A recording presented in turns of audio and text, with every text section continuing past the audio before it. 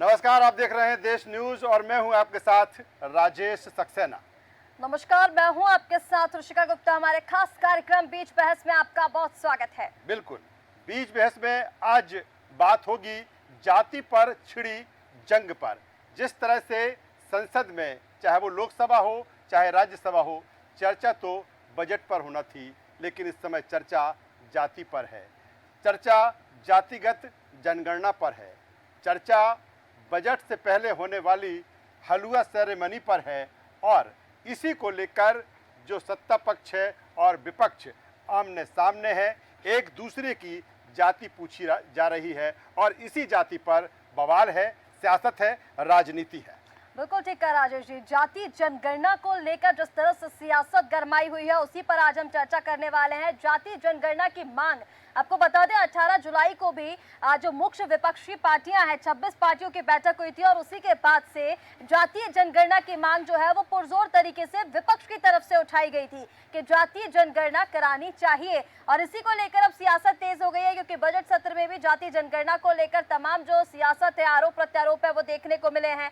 30 जुलाई को अनुराग ठाकुर ने भी ये कह दिया है, हालांकि उन्होंने इसमें किसी का नाम नहीं लिया, उन्होंने कहा सभापति जी जिनको खुद की जाति नहीं पता वो गणना कराने की बात कर रहे हैं। और इसी को लेकर अब सियासत जो है वो तेज हो गई है। एक तरफ जो अखिलेश यादव इस पर अपना गुस्सा दिखा रहे, तो वहीं दूसरी ओर राहुल गांधी ये कह रहे हैं कि मुझे गाली दी जा रही है। इसी मुद्दे पर हम आज चर्चा करेंगे कि आखिर भारत में जातीय जनगणना कितना जरूरी है, इसके सकारात्मक और नकारात्मक क्या प्रभाव होने वाले हैं। 2011 में जो जातीय सेंसस हुआ था उसका क्या परिणाम निकला है और अब जो विपक्ष की तरफ से मांग उठाई जा रही है, आखिर वो किस लिए, क्या जो आने वाले राज्यों में विधानसभा चुनाव है उस पर भी इसका असर देखने को मिलेगा। इन्हीं तमाम मुद्दों पर आज चर्चा करेंगे। खास मेहमान हमारे साथ जुड़ चुके हैं, उनका परिचय आपसे करा देते हैं। उपेंद्र तिवारी जी, राजनीतिक विशेषज्ञ, वरिष्ठ पत्रकार हमारे बीच मौजूद है। उपेंद्र जी बहुत स्वागत है। शुभकरण पांडे जी, राजनीतिक विशेषज्ञ, वरिष्ठ पत्रकार हमारे बीच मौजूद है। शुभकरण जी बहुत स्वागत है।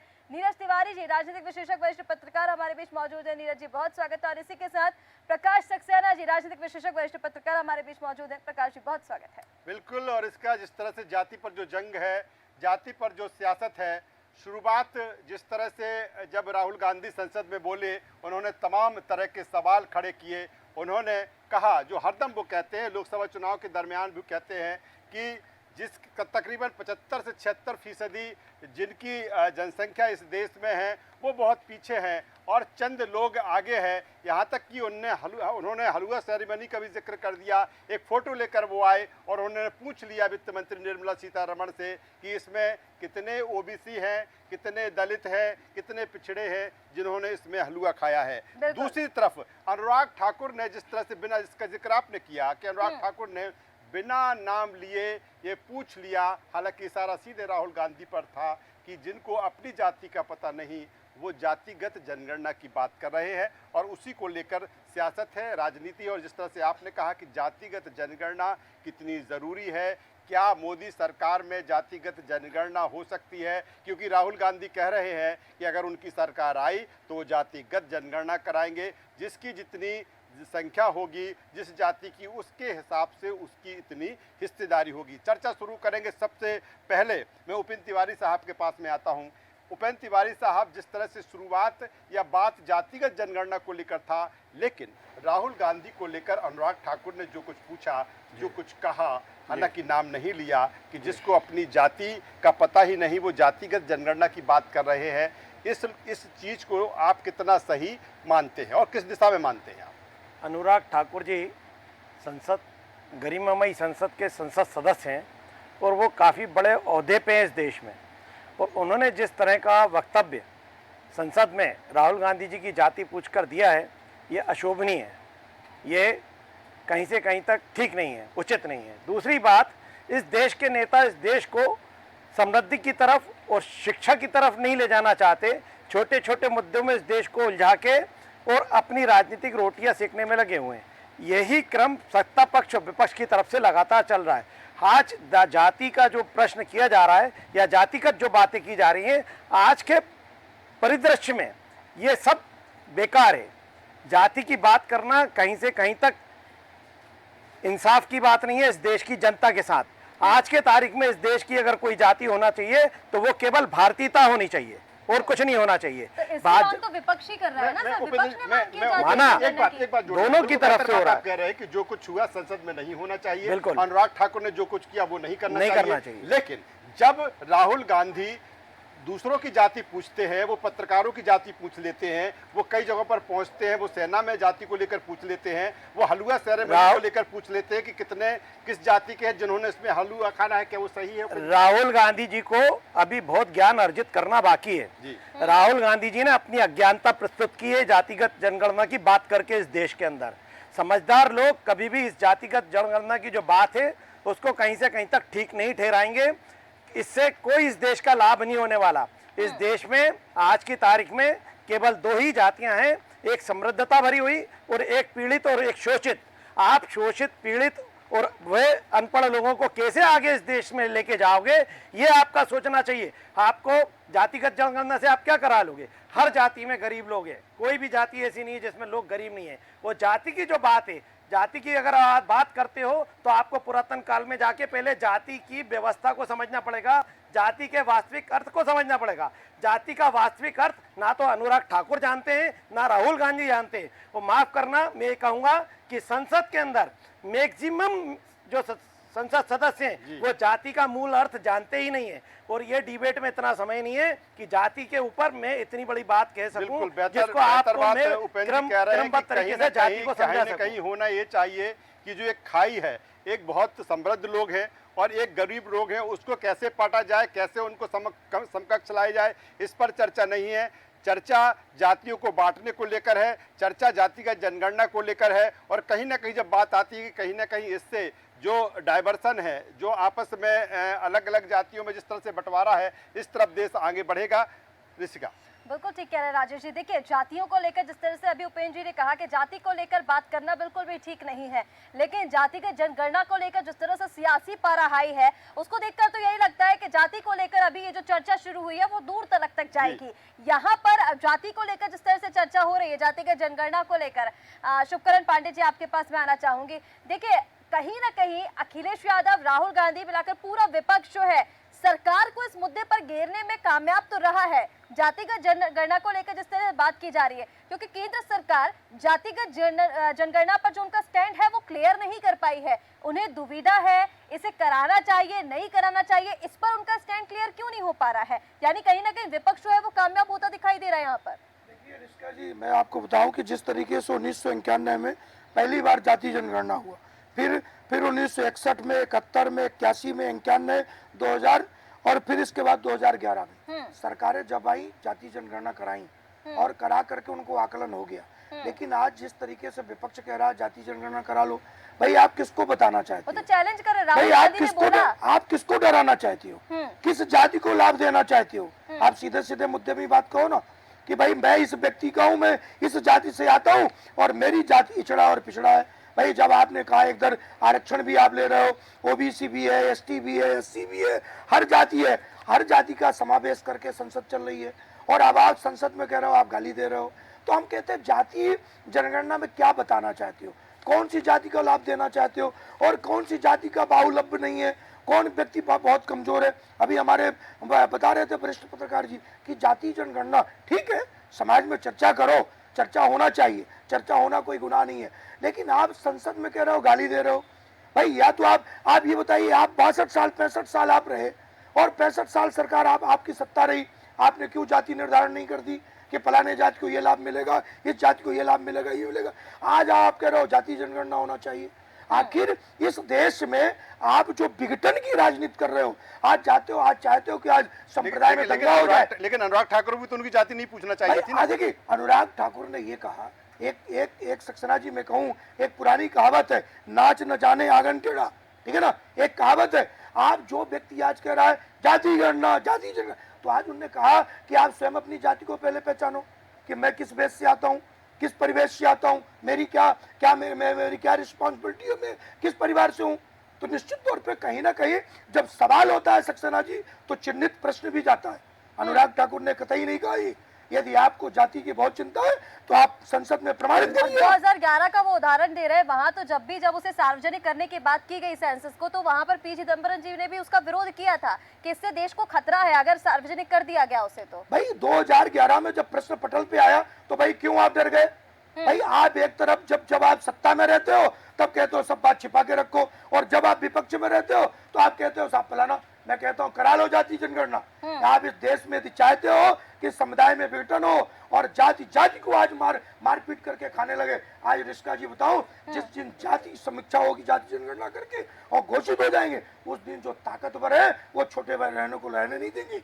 लोग अपने अधिकार के लिए जिंदा नहीं रहेंगी। मैं तो कहता हूँ ना कि आपको यदि है तो आप घोषित करिए पटल में, और पटल करिए कि मैं घोषित करके बताऊं। ये बहुत बड़ा देश के लिए संकट है, और देश को जिस तरीके से समाज पर बांटना चाहते हैं, चलिए एक चिन्हित करके बांटना चलिए चाहते सुखकर्ण जी, हैं, ये उचित नहीं आता है। हूँ दोबारा आपके पास में आऊंगा। नीरज तिवारी साहब के पास में आ जाता हूँ, क्योंकि राहुल गांधी जो कुछ कह रहे हैं कि लगातार कोई पहला मौका नहीं है पूरे चुनाव, मैंने पहले भी जिक्र किया कि पूरे चुनाव के दरमियान उन्होंने कहा, उन्होंने संविधान की किताब हाथ में ली और कहा कि आरक्षण खत्म हो जाएगा। लगातार वो जोर देकर कहते रहे कि नहीं, हमारी सरकार आएगी तो हम जातिगत जनगणना कराएंगे। मैं सीधे नीरज तिवारी साहब के पास में आता हूं इस सवाल के साथ में कि राहुल गांधी को चिंता उन जातियों की है जिनका जिक्र वो कर रहे हैं, या कहीं ना कहीं जो वोट बैंक कभी कांग्रेस का रहा करता था, वो जिस तरह से कांग्रेस से खिसका है, उस वोट बैंक को वापस पाने की दिशा में ये है, और उनको लगता है कि कहीं ना कहीं इसका जो फायदा है लोकसभा चुनाव के दरमियान में उनको मिला, 50 कुछ सीटें थी और वो 100 के आसपास पहुंच गए हैं। तो चिंता किसकी है? उन जातियों की चिंता है जिसकी जिक्र वो कर रहे हैं, या फिर उस वोट बैंक की चिंता है जो उनसे खिसक चुका है? राहुल गांधी जी को जातियों की चिंता तो कम है, ज्यादा चिंता उनको उसके वोट बैंक की। आप ये समझिए कि जब जनगणना की मुहिम थोड़ी सी सुगबुगाहट होती है तब ये जाति जनगणना सामने आती है। अभी तक किसी ने सही से इसकी जाति जनगणना करा के उजागर नहीं किया है। बस मंडल कमीशन आया 1990 में, तब से कुछ ज़्यादा ही शुरू हो गया। अभी रोहिणी कमीशन है तो उसने अभी तक रिपोर्ट नहीं सबमिट की अपनी। जिस तरीके से कहा गया था कि हम ऐसा करेंगे तो ये स्थितियां सामने आ जाएंगे। मुझे एक बात समझना है, आप सभी हमारे साथी हैं, कि जाति जनगणना यदि कर देंगे तो भारत की प्रतिभा क्या दबेगी नहीं? जो प्रतिभाशाली युवा हैं उनके ऊपर तो दबाव आ जाएगा। मान लो एक क्षेत्र में किसी जाति का क्षेत्र है, उसका महत्व ज़्यादा है, जैसे चुनाव में किसी भी विधानसभा हो या लोकसभा हो, निर्णायक जो एक भूमिका निभाते हैं तो वो किसी जाति का होगा, तो पार्टियां मजबूर हो जाएंगी उसको टिकट देने के लिए। और बाद में पता चलेगा कि ये जाति जनगणना तो हमने कर दिया, लेकिन जो प्रतिभाशाली व्यक्ति था, जो देश के लिए कुछ अच्छा कार्य कर रहा था, उस क्षेत्र से निकल रहा था, उसका भविष्य खतरे में आ गया। सबसे पहले तो ये आप समझिए। और मेरे ख्याल से, जो मेरा मानना है, जाति जनगणना कराना उतना ठीक नहीं है। ऐसा करने से भारत में बहुत ज़्यादा विघटन आएगा, और उससे क्या होगा? आज हमारी पॉपुलेशन क्या है? 140 करोड़। अब जिन जातियों का जनगणना करा दोगे तो जिन जातियों की संख्या कम होगी वो क्या कहेंगे? अरे मेरी संख्या कम है। आज जैसे सामाजिक संगठन बनते हैं, उनको बूस्टिंग किया जाएगा, अपनी संख्या बढ़ाओ, अपनी संख्या बढ़ाओ, तो वो क्या करेंगे? अपनी संख्या बढ़ाते हुए चले जाएंगे। कभी आपने पॉपुलेशन कंट्रोल पर कोई इतना चिंतन किया जितना जातियों पे चिंतन कर रहे हैं? आप राष्ट्र के लिए एक अच्छा काम करने के लिए निकले, चाहे कोई भी पार्टी हो। जब वो सत्ता में तब तो उन्होंने नहीं कराया। जब ये सत्ता में आए, खैर इन्होंने तो कभी इसकी मुहिम छेड़ी नहीं, ये कभी इसके पक्ष में थे ही नहीं कि हमें जाति जनगणना करानी है। जाति जनगणना हमेशा क्षेत्रीय पार्टियों ने ही हल्ला मचाया है, चाहे वो लालू प्रसाद यादव जी हो जाए, चाहे आपके समाजवादी पार्टी हो जाए, हमेशा क्षेत्रीय पार्टियों ने इसको सामने लाया। लेकिन नीरज जी, वो जिनका जिक्र कर रहे हैं वो कह रहे हैं कि हमेशा से ही, अगर वो ये भी बात करते हैं राहुल गांधी की सिर्फ 100 लोग ही पूरी सरकार चला रहे हैं, उसमें दलित भी नहीं है, 2-3 नाम लेते हैं उसमें, इसके अलावा सारे अन्य जातियों के हैं। राजेश जी, मैं आपको बताऊं कि राहुल गांधी को अभी कहते नहीं, थोड़ा सा उनको उम्मीद लग गई कि हमने ये संविधान हाथ में लेके चले गए तो लोगों को हमने समझा लिया कि देश खतरे में है, संविधान खतरे में है, बहुत कुछ हो जाएगा। अब जाति जनगणना थोड़ी सी करा लेंगे तो हमारे पक्ष में आ जाएंगे। जैसा उनका एक स्टैंड है, किसी अच्छे नेता से मेरी चर्चा हो रही थी, वो बताया था, यार देखो मेरा क्या है कि ये कॉन्स्टिट्यूशन में ही है कि हम मुस्लिमों को नहीं छोड़ सकते हैं। उनको लगता कि हमारा मुस्लिम फिक्स वोटर है और जाति जनगणना करा के थोड़ा सा विघटन कर देंगे, उसमें से हम थोड़ा सा काट लेंगे, हम सरकार में आ जाएंगे। उनकी पूरी मुहिम है राष्ट्र को आगे बढ़ाने की मुहिम नहीं है, उनको अपने को सत्ता में लाने की वोट ज्यादा बैंक भूख लगी बटोरने हुई की है। उनकी पूरी मुहिम है। नीरज जी, इसी चीज को मैं आगे बढ़ाऊंगी। प्रकाश जी, देखिए आपके पास आते हो। अब यहाँ पर विपक्ष की जिस तरह से पूरी प्लानिंग है कि अगर जातीय जनगणना वो करा देंगे, जातिगत जनगणना, तो कहीं ना कहीं जो उनका पिछड़ा वर्ग है, जो उनके मुस्लिम वोटर्स हैं, वो उनके खाते में आ जाएंगे और कहीं ना कहीं वो सरकार बनाने में कामयाब हो जाएंगे, ऐसा उनका सोचना है। लेकिन केंद्र सरकार को भी इस पर कोई अपना स्टैंड क्लियर करना चाहिए, जैसे मैंने पहले पूछा था। अब केंद्र सरकार को भी कहीं ना कहीं यहाँ पर डर है, जैसे कि विश्लेषक ये कहते हैं कि जो उनके अगड़े जो वोटर्स हैं वो उनसे खिसक जाएंगे अगर जातीय जनगणना हो गई, तो जो हिंदू वोटर्स हैं वो उनके हाथ से खिसक जाएंगे अगर जातीय जनगणना हो गई।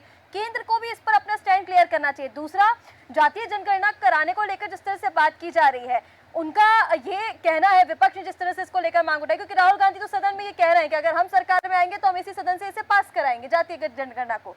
यहाँ पर वो ये कह रहे हैं कि अगर जातिगत जनगणना हो जाती है तो आरक्षण जिनको नहीं मिल पा रहा है उनको आरक्षण देना, सरकारी योजनाओं का लाभ देना, सरकारी नौकरियां देना, उन तक भी वो चीजें पहुंचेंगी।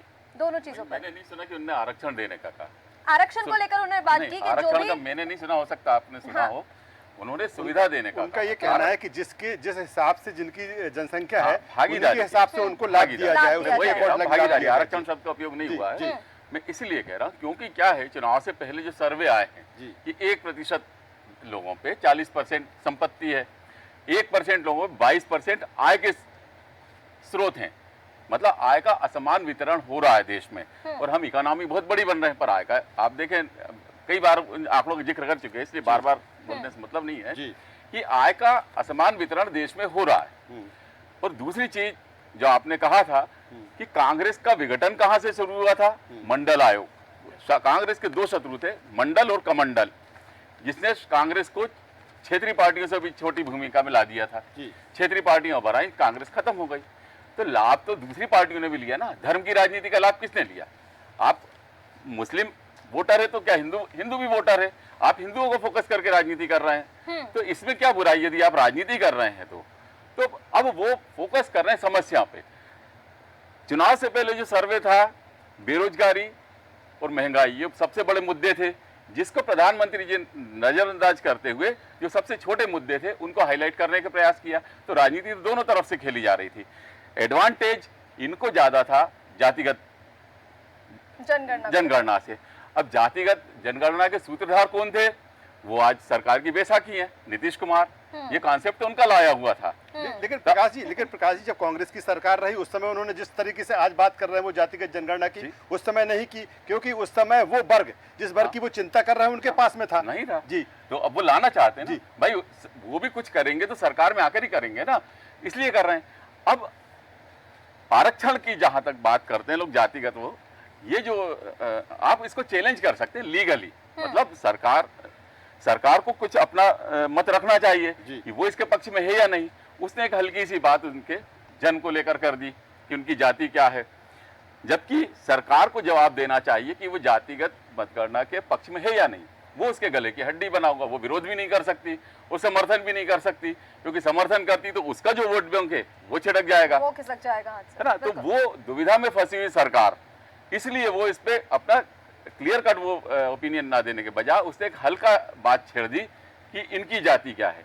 अब मैं संवैधानिक उससे बात करूंगा, किसी पॉलिटिकल व्यू में नहीं, कि जाति, हमारे जो संविधान निर्माता थे उनका उद्देश्य था कि जातिगत भेदभाव खत्म हो।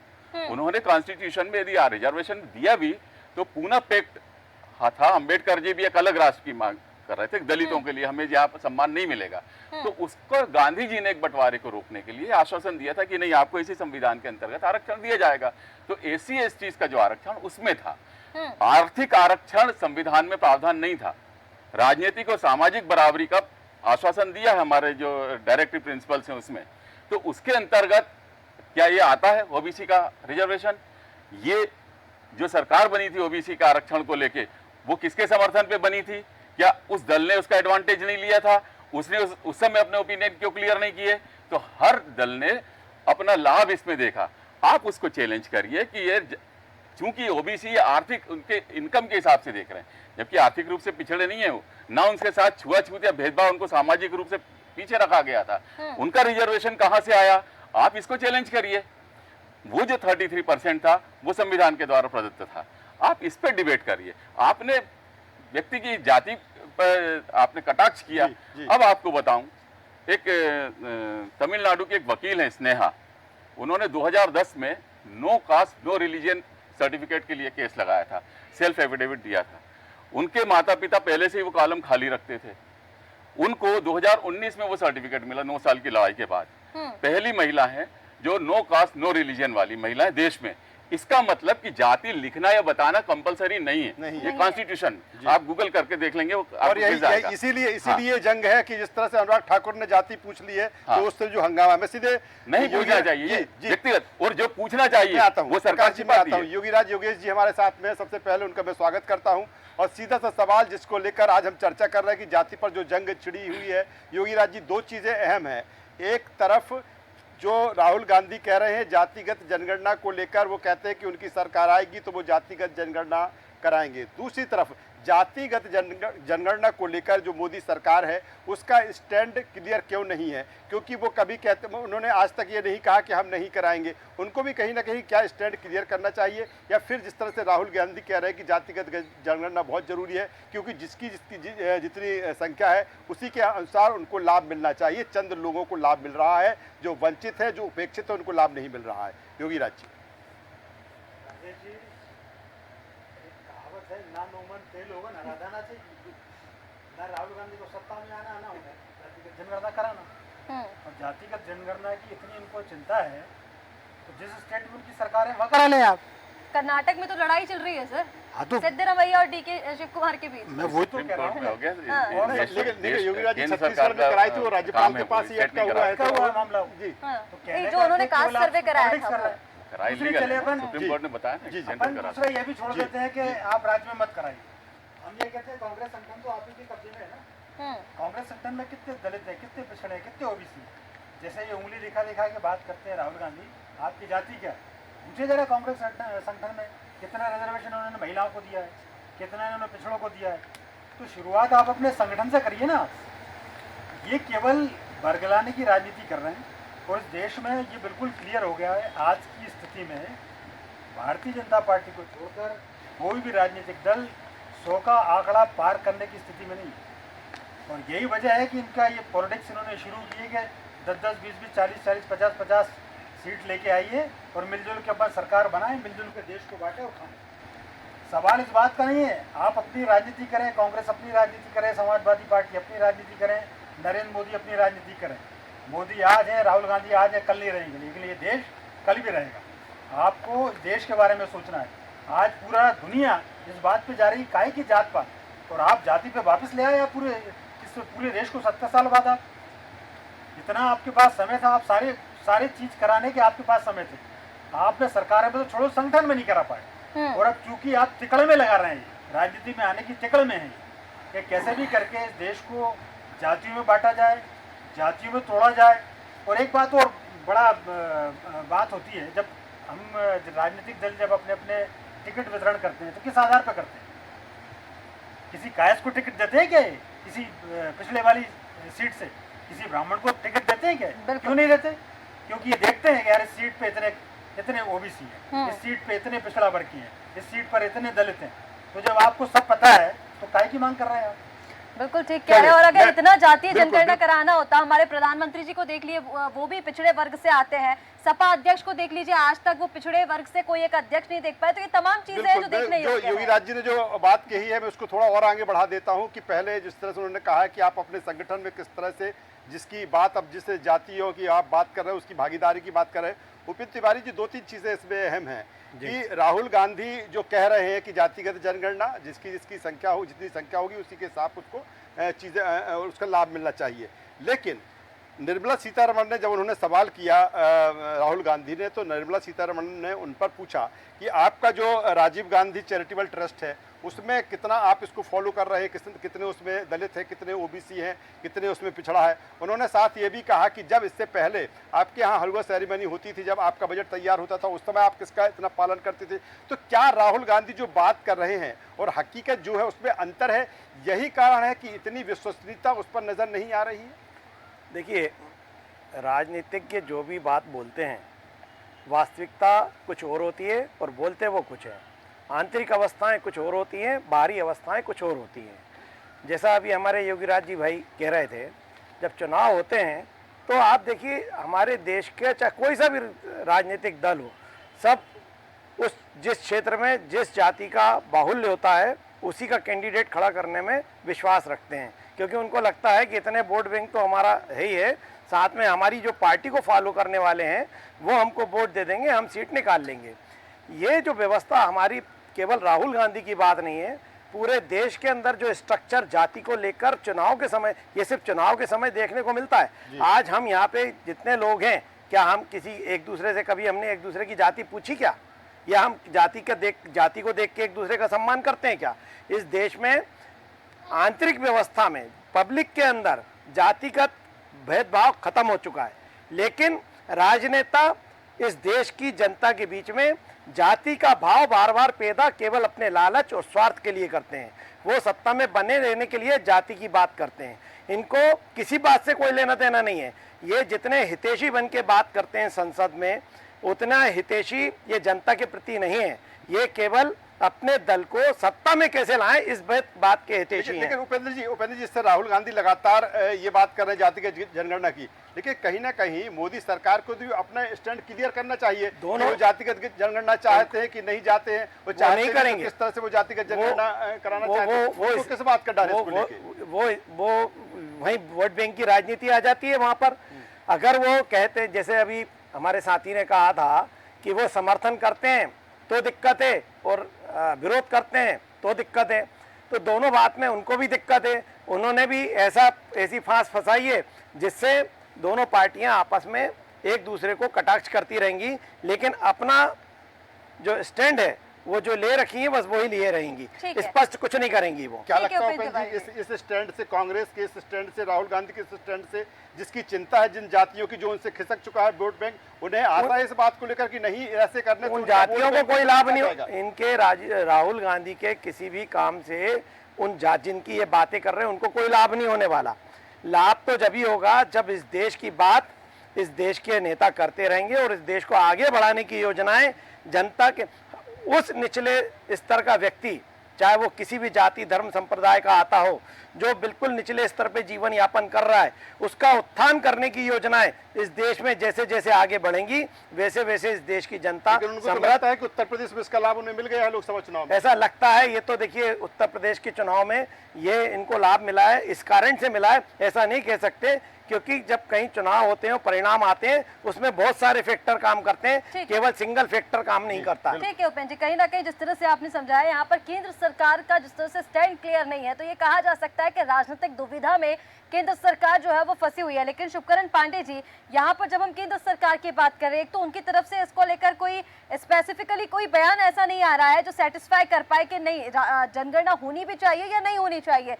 दूसरा, जिस तरह से अब विपक्ष की ओर से इसको लेकर मांग उठाई जा रही है, तो ये कहा जा सकता है कि आने वाले राज्यों में जहां चुनाव होने हैं, विधानसभा चुनाव होने हैं, उसका राजनीतिक लाभ लेने के लिए, क्योंकि सोनिया गांधी ने आज ये कहा भी है कि जब 4 राज्यों के विधानसभा चुनाव के नतीजे आएंगे तो वो देखने लायक होंगे, यानी कांग्रेस उसमें बहुत अच्छे लेवल पर नजर आएगी, बहुत अच्छी सीटों पर दिखाई देगी। हो सकता है जातीय जनगणना का मुद्दा बार बार इसीलिए उठाया जा रहा है क्योंकि जिन राज्यों में चुनाव होने हैं उस पर भी अब पॉलिटिकल फायदा लेने की कोशिश की जा रही है कांग्रेस की तरफ से।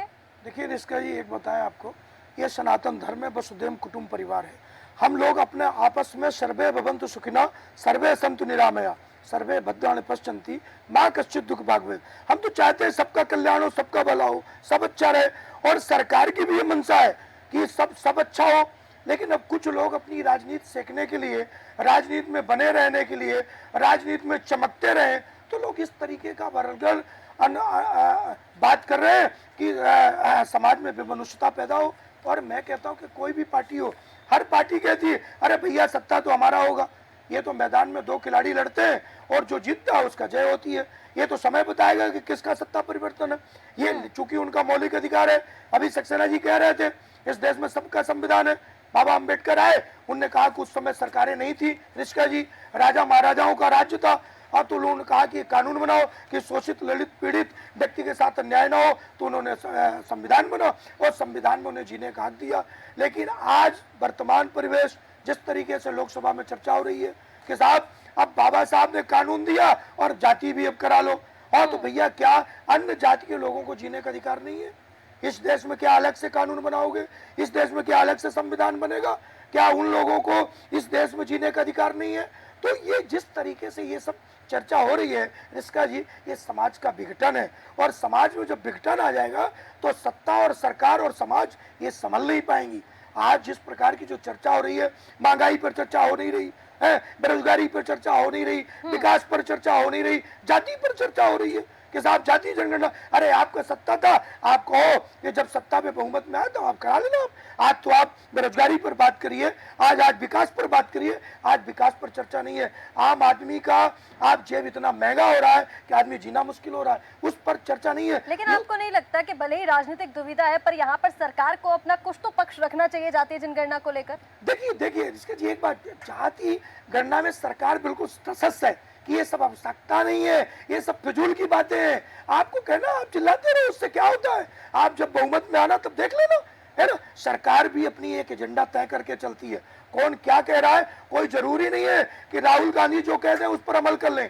राहुल का काम कहना है, सरकार अपने मत से चलती है, संवैधानिक पदों पे चलती है, और जो जनता के हित पर निर्णय होता है उसको सरकार निर्णय लेती है।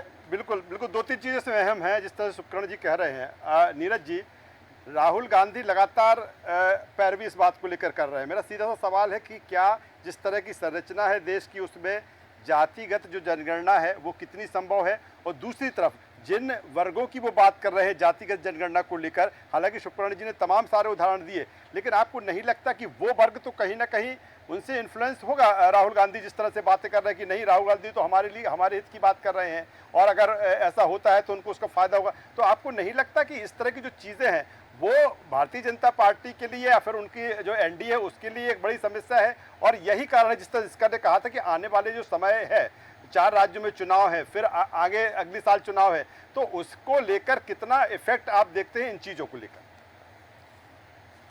सक्सेना जी, किसी ने कुछ वर्ष पहले कहा था देश के टुकड़े टुकड़े होंगे, किसी ने बहुत नारा लगाया था। क्या कहीं कांग्रेस उस दिशा में आगे तो नहीं बढ़ रही है? इसको भी हम कभी कभी सोचें। आप ये सोचो कि जातीय जनगणना आप कर लोगे तो सभी जातियां अलग अलग हो जाएंगी। कांग्रेस को ये लग रहा है कि वो एक वर्ग हमारे साथ आ जाएगा जिससे हम सत्ता में आ जाएंगे। अब उन्हें सत्ता की भूख बहुत सताई जा रही है। हालांकि मान सकता हूं कि कुछ वर्ग ऐसे हैं जिनको लगता है कि मैं इसका समर्थन करूंगा, कांग्रेस सरकार में आ जाएगी और हमारे लिए ये अच्छा काम करेगी। अरे भाई, सबसे ज़्यादा सरकार में तो आप ही थे ना, तो आप पहले कर लेते। पहले भी आपके पास बहुत मौका था ये सब करने के लिए, लेकिन जो इसके पहले आपने चर्चा किया था कि वो लोग कांग्रेस के वोट बैंक से हट चुके हैं, वो कहीं और चले गए हैं, उनको खींचने के लिए कुछ ना कुछ कांग्रेस ऐसा कर रही है। कुछ हद तक प्रभाव तो जरूर पड़ता है, लेकिन ये देश को सोचना पड़ेगा कि क्या ऐसा होने से हमारा देश एक हो पाएगा? ये एक बड़ा प्रश्न हम सब लोगों के सामने आएगा आने वाले समय में, यदि ये जातीय जनगणना कराने में सफल हो जाते हैं। जहां तक हम मानते हैं कि सफल तो नहीं हो पाएंगे, लेकिन मान लो हो गए तो क्या देश जिस तरीके से एक पूरे विश्व में केंद्र बना हुआ है आज भारत, क्या वो केंद्र बना रहेगा? वो कहीं जाति के नाम पे बटा होगा, फिर कुछ समय के बाद वो मांग करेंगे कि हमें खुद एक जाति का देश बना दो। जैसे इसके पहले हमारे यहाँ पाकिस्तान कटा, उसके पहले हमारे यहाँ बांग्लादेश कटा, अब जाति के आधार पे कटेगा। क्या ऐसी सोच है क्या कांग्रेस को? ये हम सब लोगों को सोचना पड़ेगा। बिल्कुल ठीक कह नीरज जी। कहीं ना कहीं जातिगत जनगणना को लेकर जिस तरह से सियासत तेज होती जा रही है, इसको लेकर चर्चाएं तो तेज है, लेकिन प्रकाश सक्सेना जी, मैं आपसे जानना चाहूंगी, देखिए आपकी दृष्टि में आप इस जातिगत जनगणना को किस तरह से देखते हैं? क्या भारत में वाकई जातिगत जनगणना होना आवश्यक है, होनी चाहिए, और अगर हो जाती है तो इसका पॉजिटिव और नेगेटिव इम्पैक्ट क्या होने वाला है? देखिए क्या है, एक तो मैं थोड़ा सा वो लगता है कि आईटी सेल का बड़ा प्रभाव यहाँ चल रहा है। पाकिस्तान पहले, फिर बांग्लादेश भारत से अलग नहीं हुआ था, पाकिस्तान से अलग हुआ था, है ना, उसको अलग किया गया था। और वो भी एक फेक नैरेटिव जैसे आज चल रहा है। उस समय भी ऐसे आंदोलन महंगाई को लेके हुए थे, तब किसी ने ये नहीं सोचा कि एक युद्ध लड़ा था, शरणार्थियों को शरण दी थी, परमाणु विस्फोट किया था, ढेर सारे सैंक्शंस लगे हुए थे देश पे, विपरीत स्थितियों में देश खड़ा हुआ था, तब भी आंदोलन चल रहे थे। आज होता तो पता नहीं क्या कर डालते। आज आंदोलन बाद जो 3 छात्र डूबे हुए दिल्ली में, उनको आंदोलन नहीं करने दे रहे, वहां से पुलिस भगा रही है। बिल्कुल। आप डेमोक्रेसी देखिए, आप खूब आलोचना कीजिए किसी की, पर आज उस देश को जोड़ा भी तो है। इतने राज्य बाद में, नेहरू जी के बाद में शामिल हुए देश में। आप इतिहास को ढंग से पढ़िए।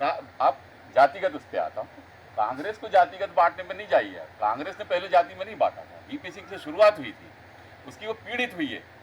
आज भी आप देखें, क्या हरियाणा में जाट बाहुल्य है क्षेत्र, क्या जाट मुख्यमंत्री है वहाँ पे?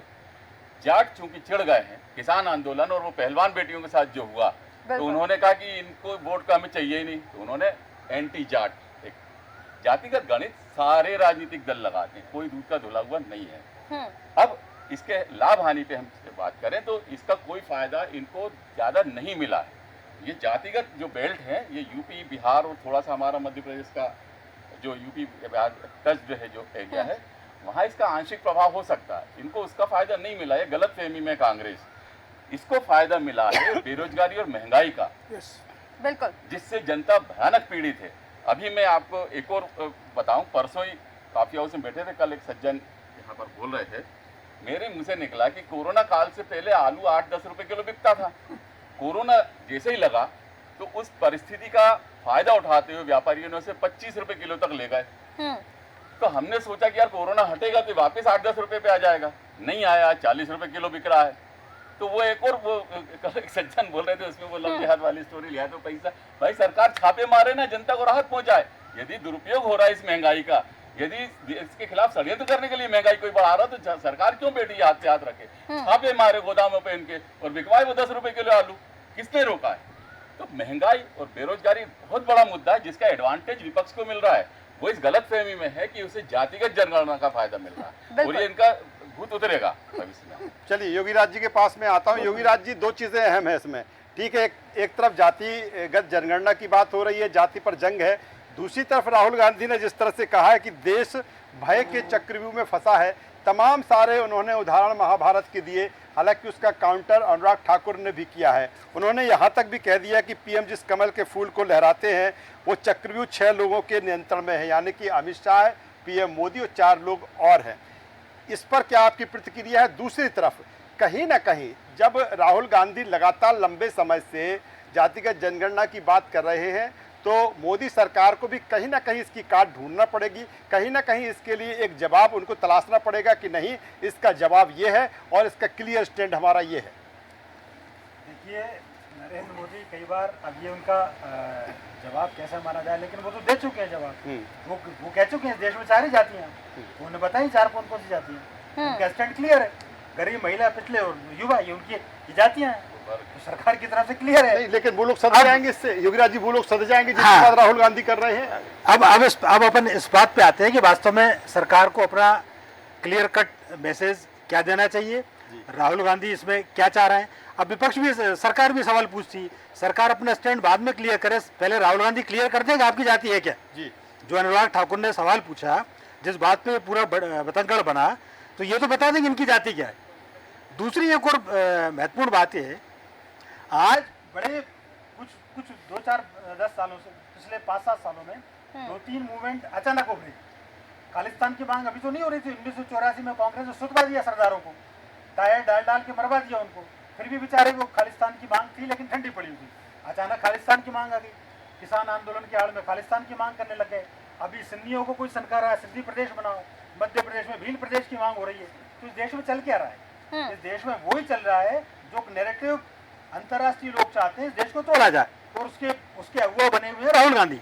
तो आपको यह समझना पड़ेगा, जो मैंने पहले भी बात कहा कि मोदी रहेंगे, कोई रहेगा, कांग्रेस रहे, भाजपा रहे, कम्युनिस्ट रहे, कोई रहे ना रहे, ये देश रहेगा। उनके सलाहकार ही ऐसे हैं ना सर, ऐसे इसीलिए कहा जाता है कि वो इंग्लिश में सोचते हैं और हिंदी में यहाँ पर आकर बोल देते हैं, और कहीं ना कहीं अर्थ का अनर्थ हो जाता है इस चक्कर में। मैं फिर कह रहा हूँ कि राहुल गांधी की अंग्रेजी भी बहुत अच्छी नहीं, उनसे ज्यादा अच्छी अंग्रेजी शशि थरूर की, मैं पहले भी कह चुका हूँ। ये थोड़ी कि ऑक्सफोर्ड से पढ़ के आकर शेक्सपियर के पिताजी बन गई, इनकी क्या अंग्रेजी है। सीतारमण ने अंग्रेजी में जवाब दिया ना उनको, उन्होंने पूछा कि हलवा सेरेमनी आपने शुरू की थी, राजीव गांधी चैरिटेबल फाउंडेशन में कितने दलित, कितने पिछड़े, उन्होंने इंग्लिश में पूछा, आप इंग्लिश में जवाब दे दो उसका। बिल्कुल, कितने 9 सदस्य है, उसमें से 33% आरक्षण तो आपने गांधी परिवार को देके रखा है। दूसरा ये बात करते हैं कि साहब भाजपा में 6 उन्होंने जो कमल की बात की कि नरेंद्र मोदी, अमित शाह और 4 लोग और मिलकर चला रहे हैं, और कांग्रेस तो पूरी आपके परिवार ने चलाई।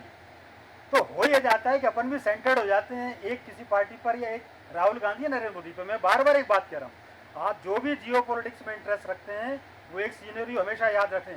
फ्रांस के चुनाव के बाद क्या हुआ, नतीजों में हिंसा फैली वहाँ। आज अमेरिका के चुनाव हो रहे हैं, वहाँ क्या मांग हो रही है? उन्होंने ईसाई की मांग की, डोनाल्ड ट्रंप ने, उन्होंने कहा नहीं साहब संविधान खतरे में। हम लहरे से इस बात की बात कर रहे हैं, सीधा उसी मोड पे पूरी पॉलिटिक्स जा रही है। जिसका अर्थ है अंतर्राष्ट्रीय लेवल पर कुछ लोग नहीं चाहते देश की तरक्की हो। जिस तरीके से भारत आगे बढ़ रहा है उसको कैसे रोका जाए? आज एटॉमिक एनर्जी की तुलना में परमाणु की कह रहे हैं योगीराज जी, क्योंकि कहीं ना कहीं जिस तरह से जातिगत जनगणना को लेकर बात की जा रही है, और ये वही पार्टी उठा रही है इस मांग को जो कभी कहती थी कि न जात पर न पात पर मुहर लगेगी हाथ पर, कि वही पार्टी है जो अब जातिगत जनगणना की मांग उठा रही है। प्रकाश जी, आप कुछ कहना चाह रहे थे बीच में? नहीं, वो धर्म थोड़ा बीच में आ गया था। मैं धार्मिक हिसाब से बताता, हमारे धर्म में भी जाति का इस तरह की व्यवस्था नहीं है। हाँ। आप बताइए रावण की क्या जाति थी? क्या रावण ने श्री राम ने ब्रह्म हत्या की थी? उनकी माँ राक्षस कुल की थी, उन्होंने माँ का धर्म को माना। उन्हीं के दूसरे जो सोतेले भाई थे कुबेर, वो देववर्णी उनकी माता थी। चलिए, यक्षराज से कहीं ना कहीं महाभारत काल में आ जाइए, महाभारत पूरी बात नहीं हुई है। कि जिस पूरी बात तरह से वर्ण व्यवस्था पर न जाके सवाल ये इसी बात को वर्ण लेकर है। पूरी बात नहीं हुई है। आप तीस महाभारत काल में आ जाइए, व्यवस्था मातृकुल चला पूरा, पितृकुल था ही नहीं उसमें। सर, समय की सीमा है, जल्द वर्ण व्यवस्था में न जाके ये देश, भारत देश संविधान है और देश संविधान से चलिए, चलता तो है आप देख और रहे होगा संविधान से कि चलेगा। राहुल गांधी जिस तरह से जातिगत जनगणना की बात कर रहे हैं और जाति पर जो जंग छिड़ी हुई है, हालांकि ये भी बिल्कुल, क्योंकि केंद्र सरकार, मोदी सरकार को कभी कहीं ना कहीं अपना स्टैंड भी क्लियर करना होगा, क्योंकि लगातार राहुल गांधी लंबे समय से जातिगत जनगणना को लेकर सरकार पर, मोदी सरकार पर हमलावर है। देखना होगा कि राहुल गांधी के जातिगत जनगणना का जो कार्ड है किस तरह से कांग्रेस को फायदा पहुंचाता है, किस तरह से इंडिया गठबंधन को फायदा पहुंचाता है, या फिर